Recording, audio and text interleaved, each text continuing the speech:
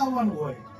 અરે ગઢમાં તો મારે આવવું હતું, પણ મારા આવા હાલ જોઈને તમારા સિપાહીભાઈ મને ગઢમાં ન આવવા દીધો. પણ તમારી આવી દિશા એને કદાચ તમે ઓળખવામાં ભૂલ ખાધી હશે.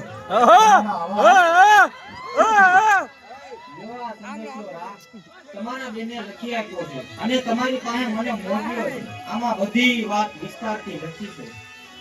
સંદેશો બેન જાહલનો?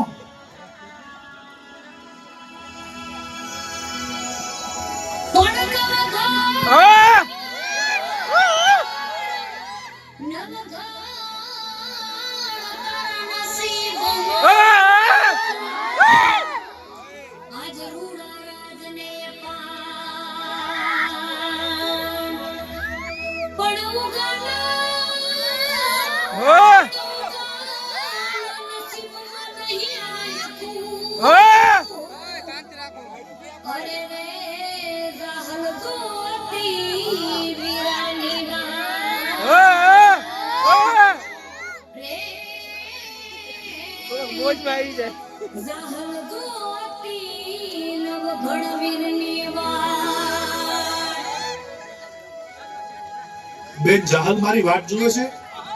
સામત તમે ગઢમાં પધારો, હું મારી બેન જાહલનો સંદેશો વાંચી લઉં.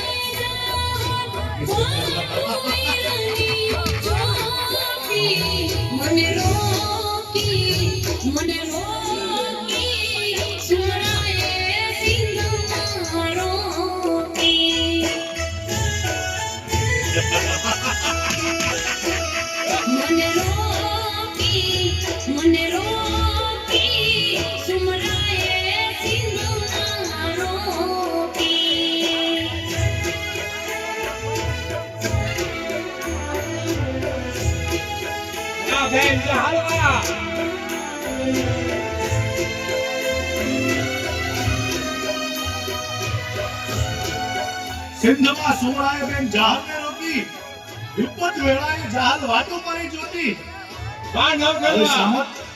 અમારી બેન જાહલ શું લખે છે? વીરા નવઘણ, મારા મનમાં જવતર વેળાએ તે મને કોલ આપેલો કે માંગીને બેની જાહલ મારા શરીરની ચામડીની મોજડી બનાવીને તારા પગમાં પહેરાવું ને બેની જાહલ, તોય તારા બાપુ દેવાય ગોદલના રોગમાંથી હું મુક્ત થાવેમ નથી. અને મેં કહેલું વીરા નવઘણ કે મારું આ કાપડું તારી પાસે લેવું રહ્યું, સમય આવે ત્યારે હું માંગીશ.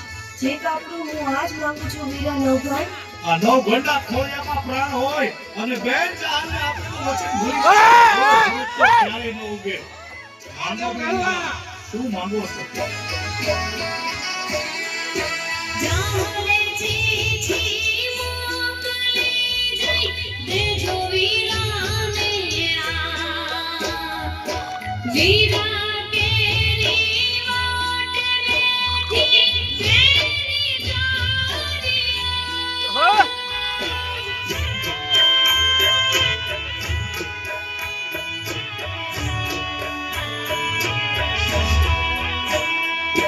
જાને ચીઠી મોકલી જઈ દેજો વીરાને આ વીરા કેરી માટે બેઠી લેવી જાણિયા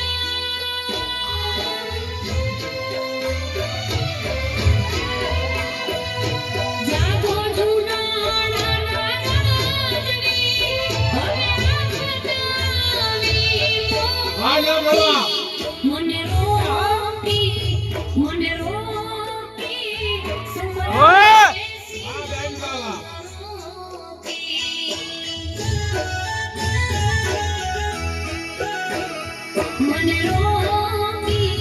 મને રોકી સુમરાએ સિંહમાં રોકી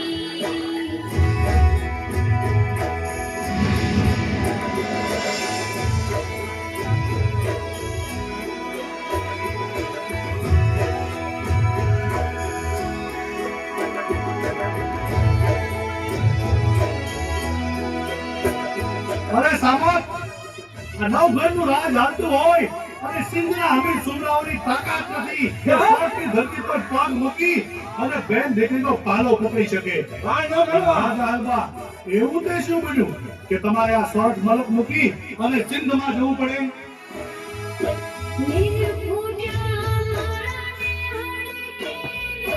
ગોદારી થઈ ગઈ દુકાળ કાજે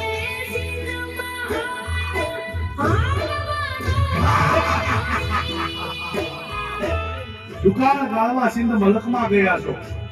બેનીબા, તમારા ભાઈ નવઘરને યાદ ન કર્યો? બેનીબા,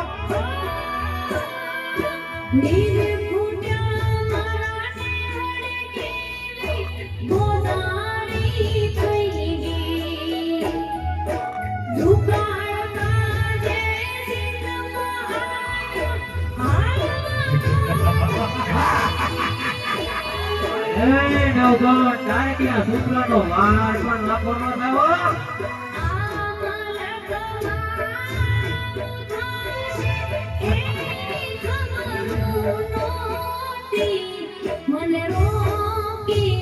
મને રોકી સુમરાએ સિંહમાં રોકી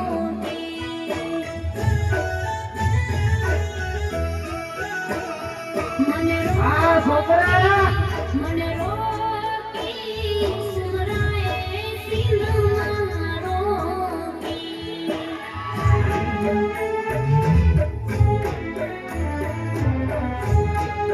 અરે જહાલબા, દુકાળ ગાળવા તમારે આ સોટ મલક મૂકી અને સિંધ મલકમાં જવું પડે તો આ નવઘણ માટે શરમની વાત કહેવાય. બેનીબા, જ્યારે આ રાણા પરિવારમાં દુકાળ પડ્યો ને ત્યારે તમારા મા બાપે લીલા માથાના ખાતર વાવ્યા હતા, જેના કારણે આ નવઘણ જીવે છે. અને હું જો તમારો દુકાળનો પાર પાડી શકું તો આ નવઘણના રાજપાટ છે. આ કામના જહાલબા, તમે મને જાણ ના કરી અને સિંધ મલકમાં ગયા. તમે મારે કરી જહાલબા, તમે મને જાણ ના કરી.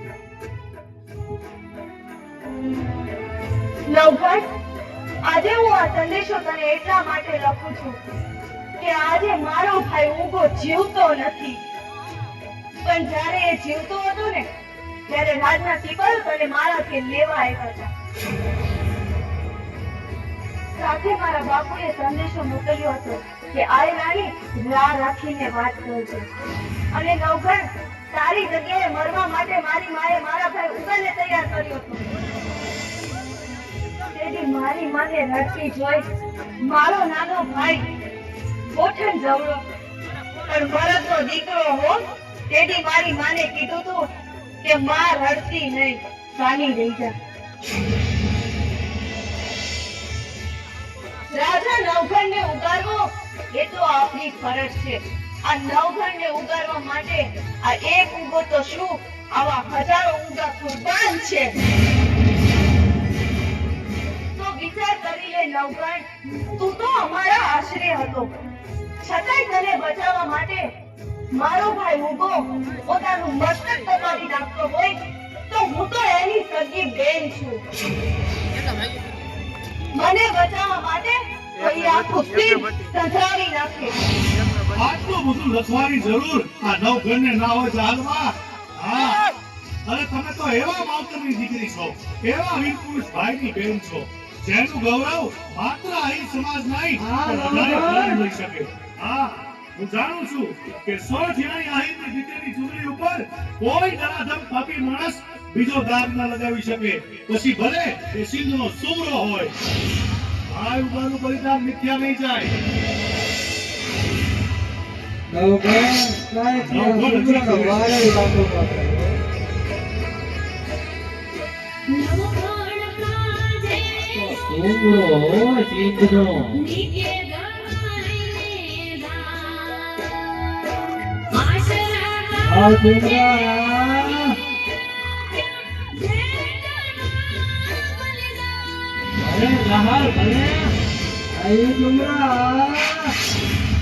અરે ચાહલબા, આ નવઘણના રૂપમાં ભાઈ ઉભો છે.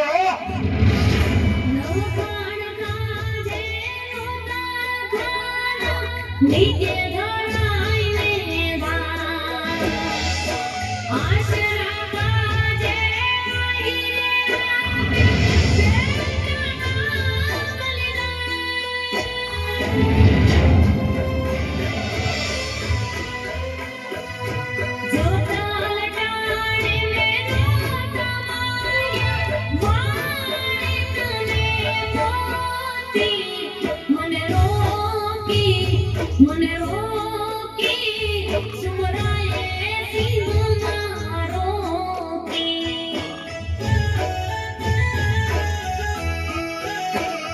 મને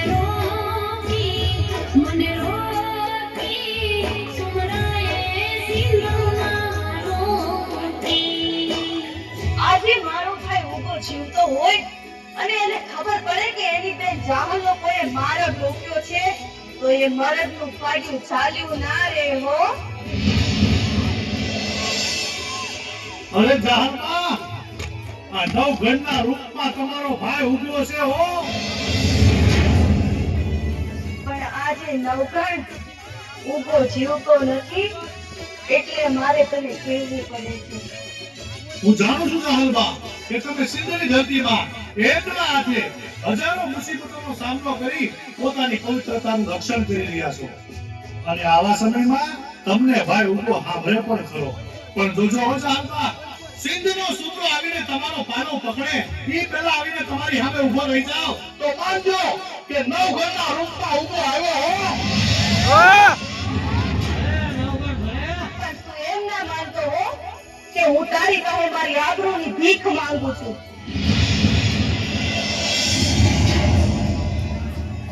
પણ આ તો તારી ફરજ છે, એ હું તને સમજાવું છું. લેતો આવશે. હે ગરવા ગિરનાર, હે મુરલીધર મહારાજ, મારી બેન જાહલને થોડી હિંમત આપજો, કારણ કે આ સોઠ મલકમાંથી હું સિંધ મલકમાં બેન જાહલની વારે જાઉં એટલામાં મારે આડો 12 ગામનો ખારો સમુદ્ર આવે છે. એ સમુદ્ર પાર કરવામાં મારે કદાચ મોડું પણ થાય અને બેન જાહલની ધીરજ ખૂટી જાય અને કાંઈ અચૂકતું પગલું ભરે અને જો જીવ કાઢી નાખે તો આ નવઘણના કપાળમાં કરુણની કાળી કીડી લાગી જાય. એટલા માટે ગરવા ગિરનાર, જીવનમાં પહેલી વાર તમને એટલું વિનવું છું કે બેન જાહલને થોડી હિંમત આપજો. હું આવું છું બેન જાહલ, તારી વારે આવું છું. આજનો સૂરજ હા છોકરા, જગને પાસે જાય. અરે નવઘણ થાય ગયા ફૂંગળાનો વાર પણ નાખવાનો થયો.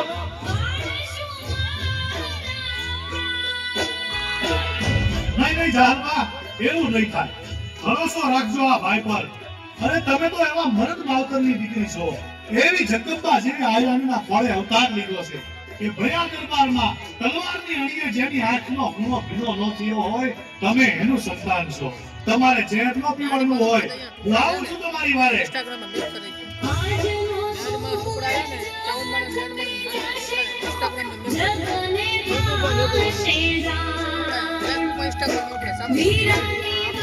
આ છોકરા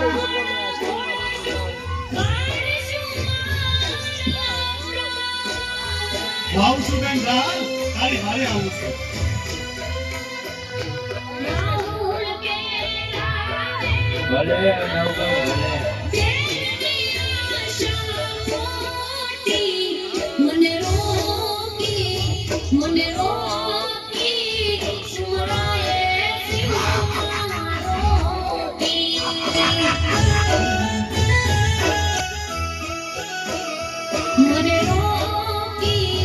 મને રોકી સુમરાએ સિંહમાં રોકી.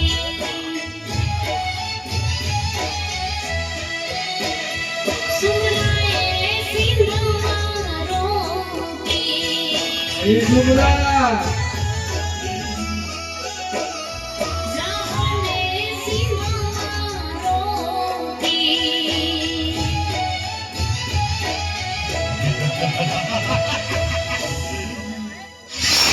સેનાપતિ, મારું 13 ટુકડા લશ્કર સાબદું કરી સિંધના પંથે રવાના કરો. હવે તો સોરઠની ધરતી પર પહેલો પગ બેન જાલ મૂકશે, પછી જ નવગણ. નહીંતર સિંધની ધરતીમાં સમાઈ જઈશ. હવે સોરઠિયાની ચૂંટણી ઉપર મીઠ માંડનારના આ નવગણ રાયના જેવડા ખટકા કરી અને જોગણીઓના ખપ્પર ભરે છે. જય મુરલીધર, જય માં ખોડિયાર. अब बाम पे जाओ जहां